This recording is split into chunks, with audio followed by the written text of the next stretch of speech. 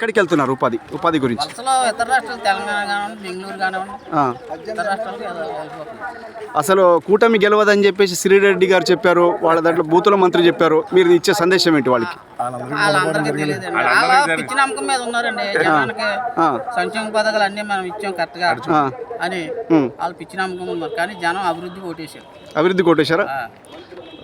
ఇప్పుడు ఏ ప్లేస్లో వెళ్తుంది అంటే గవర్నమెంట్ ఏ ప్లేస్లో వెళ్తుంది అనుకుంటాను? ఇప్పుడు మనకు అభివృద్ధి పదంలో అన్ని దేశాల కన్నా ఎంతవరకు ముందుకు వెళ్తుంది? ఎంతవరకు ముందుకు వెళ్తుందంటే చెప్పలేమండి. మనం 30 ఏళ్ళు వెనక్కి వెళ్ళిపోయండి. 5 ఏళ్ళు డ్యామేజ్ అయిపోయింది మన రాష్ట్రం.